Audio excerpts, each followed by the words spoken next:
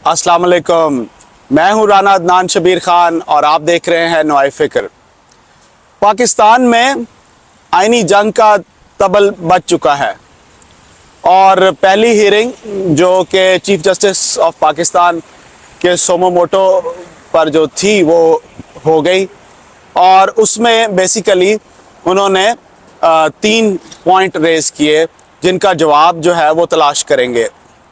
पहला सवाल ये कि आईनी तौर पर ये किसकी ज़िम्मेदारी है कि वो इलेक्शन की तारीख मुकर्रर करे।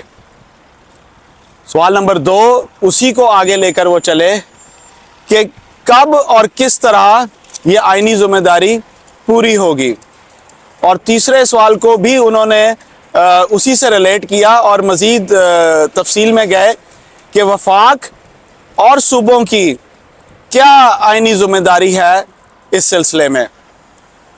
और फिर इसके रिएक्शन में जो सियासतदान तो फिर कूद पड़े।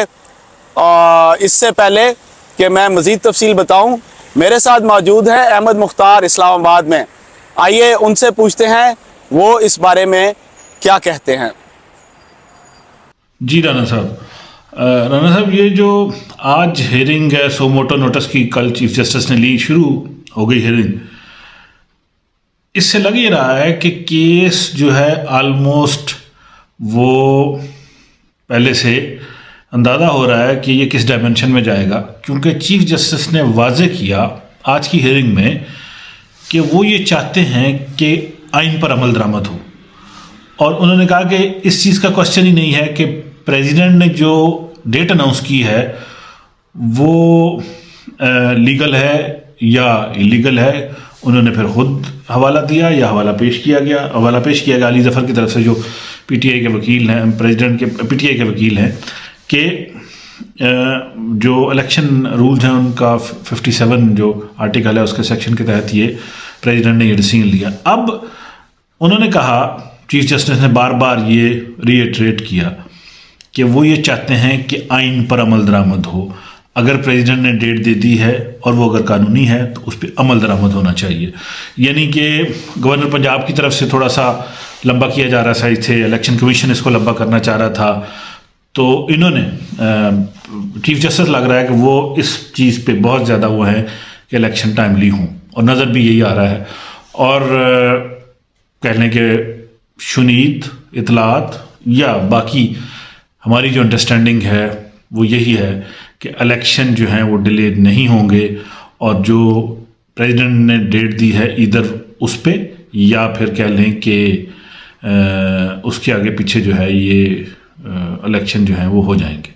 तो इसलिए कहने का मकसद ये है कि इस हेयरिंग, अच्छा इसमें फिर नोटिस इशू किए हैं प्रेसिडेंट को, चीफ इलेक्शन कमिश्नर को, गवर्नर्स को, अटॉर्नी जनरल्स को, पॉलिटिकल पार्टीज़ को, और एक लंबी लिस्ट है जिस पे कहा भी गया हेयरिंग में कि ये तो बहुत लोग हैं। 27 तारीख को मंडे को इनको बुलाया गया। हेयरिंग कल भी होगी और चीफ जस्टिस ने कहा कि हमने सारी चीज़ें साइड पर रखती हैं, हम सिर्फ ये चाहते हैं कि ये जो हेयरिंग है ये टाइमली होनी चाहिए। इसमें हम हेयरिंग अपनी सारी चीज़ें छोड़ के हेयरिंग कर रहे हैं ताकि इलेक्शन टाइमली हो, ये हमने हर सूरत में इसको इंश्योर करना है। ये चीफ जस्टिस ने आज की हेयरिंग में कहा, जो कि बड़ा मानी खेज है। चीज़ें किस तरफ जा रही हैं वो वाज़ेह नज़र आ रहा है। जी अहमद, इस वक्त जो मरियम नवाज़ ने इस पे रिएक्ट किया है और नाम लेकर मोहतरम जज साहिबान के, तो बेसिकली वो ये चाह रही हैं कि किसी तरह से इस चीज़ को डिले में डाला जाए, और अगर फ़ैसला उनके हक़ में आ जाए तो जमहूरियत की फ़तह होगी, और अगर फ़ैसला उनके ख़िलाफ़ चला जाए तो वो जमहूरियत की पीठ में छुरा घोंपने के मुतरादिफ होगा। लेकिन मैं हैरान हूँ कि पाकिस्तान पीपल्स पार्टी ने पीडीएम में होते हुए अपना एक अलहदा स्टांस लिया है, और वो ये कहते हैं कि आइन के तमाम जो तकाज़े हैं वो पूरे होने चाहिए और इलेक्शन जो है वो 90 दिन में ही होना चाहिए, क्योंकि वो कहते हैं कि हमने आइन बनाया है तो हम इसकी पासदारी भी करेंगे। मुझे आप ये बताइए कि ये जो इमरान खान ने एक तबले जंग बजाया है जेल भरो तहरीक का, इसको आप कैसे देख रहे हैं, क्योंकि आज दूसरा तीसरा दिन है इसके ऊपर? जी राना साहब, जेल भरो तहरीक जो है वो कह लें कि बड़ी तेज़ी से चल रही है। पंजाब में जिन लीडरान ने गिरफ्तारी दी थी उनमें से शाह महमूद कुरैशी साहब को लाहौर के डिप्टी कमिश्नर ने एक ऑर्डर इशू किया और 7 दिनों के लिए उनको जेल भेज दिया। उसके अलावा उनके साहबजादे, अब फितरी तकाजा है, बेटे हैं उनके, ख्वाह वो भी सियासतदान हों लेकिन बेटे को वालिद की फ़िक्र तो होती है। वो गए और उन्होंने जाके लाहौर हाई कोर्ट में ये एप्लीकेशन दायर की कि बताया जाए कि उनके वालिद साहब कहाँ हैं, किस कंडीशन में हैं। बुज़ुर्ग आदमी हैं, सेहत की भी सिचुएशन होती है। अब ये तो नहीं है और फिर वो जो कहानियाँ शेख रशीद साहब और फाज चौधरी साहब बाहर निकल के सुनाते रहे कि जनाब हमारे साथ ये होता रहा वो होता रहा, तो हर बंदे को डर होता है कि जो है बुज़ुर्ग आदमी है। और शाह महमूद कुरैशी साहब की कह लें कि इज़्ज़त है। इसके अलावा कि वो सियासत में हैं, वज़ीर ख़ारजा रहे हैं, वो अपने इलाके के एक बड़ी हस्ती हैं, पीर साहब हैं और उनके हज़ारों मुरीदन हैं, तो सबको ही फिक्र होगी। तो इसलिए उनका बेटा अगर चला गया कोर्ट में और उसने जाके ये कहा है और आगे से लीग वाले बाकी उनका मजाक उड़ाना है, तो ये कोई ऐसी बड़ी बात नहीं है। कह लें कि लोग तो मुल्क छोड़ के चले जाते हैं जेल के खौफ से, डर से। हाँ, लीडरन रहे भी हैं। गौस अली शाह साहब सिंध के बड़े नून लीग के लीडर रहे हैं। वो उस वक्त अटक जेल में थे जब मियाँ साहब मुशर्रफ साहब के दौर में एक दिन अपनी फैमिली के साथ सऊदी अरब चले गए थे, तो उन्होंने सुबह उठ के अपने साथ वाली जेल में शाहिद खान अब्बासी को बताया कि पार्टी के लीडरान जो हैं वो बाहर जा चुके हैं। तो जेल बर्दाश्त करना इतना आसान नहीं होता, तो इसलिए जेल भरो तहरीक KPK में भी जारी है और बाकी जगहों पे भी है।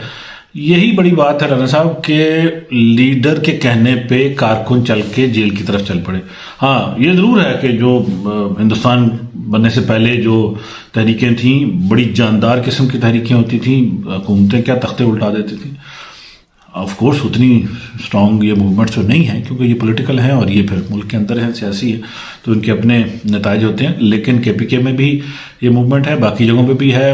KPK में कह लें वो हाथ हौला रखो वाला काम जो है वो ज़रूर नज़र आता है क्योंकि वहाँ की गवर्नमेंट इतनी वो नहीं है, प्रोविंशियल गवर्नमेंट इतनी सख्ती नहीं करेगी। लेकिन पंजाब वाली तो आपको पता है, फिर वो तो हमारे दोस्त कह लें कि हमारे साफ़ी भाई हैं मोहसिन नकवी साहब, तो वो तो खैर बहरहाल जो भी करेंगे। लेकिन ये है कि ये तहरीक जो है वो काफ़ी हेल्पफुल है PTI के लिए इस स्टेज के ऊपर।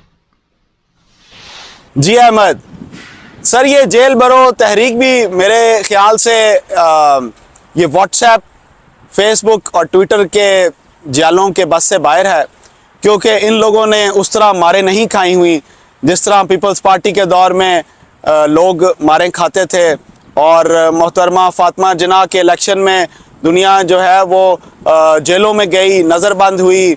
उसके बाद जनरल ज़िया के दौर में पीपल्स पार्टी के जालों ने जेलें काटी, कोड़े खाए और कुछ केसेस में तो फांसियां तक हुई। तो मेरा नहीं ख्याल कि ये 80s, 90s और 2000 के जो जालें हैं इनमें इतनी सख्त है। बहरहाल वक्त बताएगा और आप सब खुश रहें। मैं इजाज़त लूँगा प्रोफेसर इशफाक की इस दुआ के साथ। अल्लाह आपको आसानियाँ नसीब फरमाए और आसानियाँ तकसीम करना नसीब फरमाए। अस्सलाम वालेकुम।